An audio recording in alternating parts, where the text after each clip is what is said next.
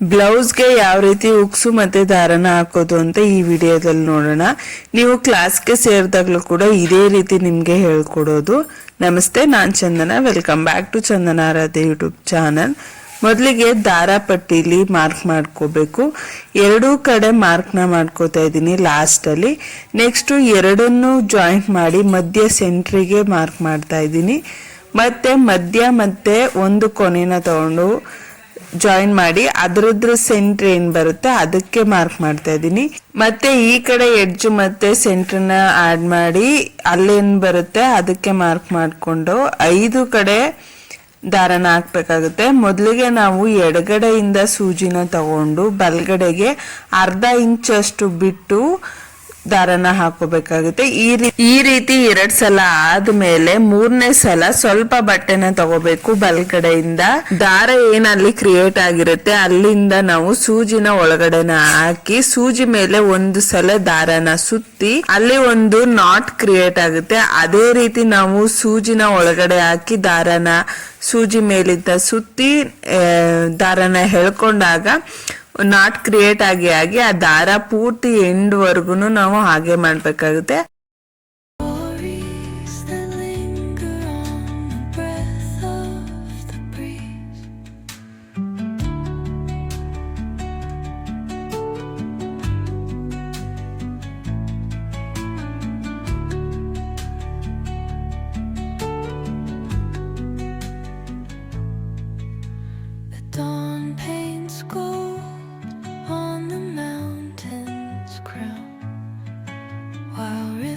Whisper truth as they flow down,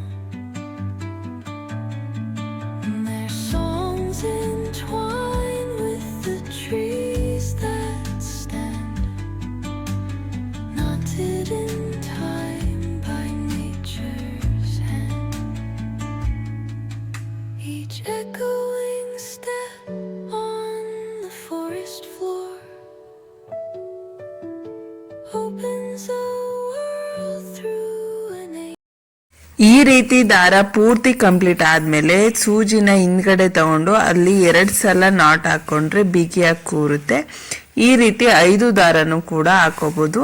ನೀವು ಎಷ್ಟು ಚೆನ್ನಾಗಿ ಪ್ರಾಕ್ಟೀಸ್ ಮಾಡ್ತೀರಾ ಅಷ್ಟು ಚೆನ್ನಾಗಿ ಕಲಿಬಹುದು. ಪ್ರಾಕ್ಟೀಸ್ ಮಾಡಿ ಹಳೆ ಬಟ್ಟೆಯಲ್ಲಿ ಅಷ್ಟೇ. ನೆಕ್ಸ್ಟ್ ದಾರ ಎಲ್ಲ ಕಂಪ್ಲೀಟ್ ಆದ್ಮೇಲೆ ಈ ರೀತಿ ಕಾಣುತ್ತೆ.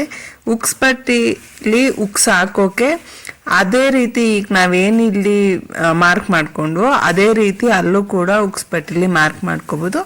ಇಲ್ಲ ಈ ದಾರನ ಇಟ್ಟು ಅದ್ರ ನೇರಕ್ಕೆ ನೀವು ಉಕ್ಸ್ನ ಹಾಕೋಬಹುದು. ಉಕ್ಸನ್ನು ಕೂಡ ತುಂಬಾ ಈಸಿಯಾಗಿ ಹಾಕೋಬಹುದು. ನೀವೇನು ಮಾರ್ಕ್ ಮಾಡಿದ್ದೀರಾ ಆ ನೇರಕ್ಕೆ ಉಕ್ಸನ್ನ ಇಟ್ಟು ಕೆಳಗಡೆ 2 ಹೋಲ್ ಇರ್ತವೆ ಅದಕ್ಕೆ ಫಸ್ಟ್ ಫಿಲ್ ಮಾಡ್ಕೋಬೇಕು. ಇದಕ್ಕೂ ಕೂಡ ಸೂಜಿ ಮೇಲೆ ಒಂದ್ಸಲ ದಾರನ ಈ ರೀತಿ ಸುತ್ತಿ ಮಾಡಿದಾಗ ಅದು ನೀಟಾಗಿ ಕೂರುತ್ತೆ. ಹಾಗೆ ಒಂದು ಡಿಸೈನ್ ರೀತಿ ಬರುತ್ತೆ, ಬಿಗಿಯಾಗಿ ಕೂರಿರುತ್ತೆ. ಇಲ್ಲ ನಮ್ಗೆ ಹಿಂಗಿಷ್ಟ ಇಲ್ಲ ಅನ್ನೋರು ಬರೀ ದಾರನ ಸುತ್ಕೋಬಹುದು. ಸೂಜಿ ಮೇಲೆ ದಾರ ಸುತ್ತೋ ಅವಶ್ಯಕತೆ ಇಲ್ಲ.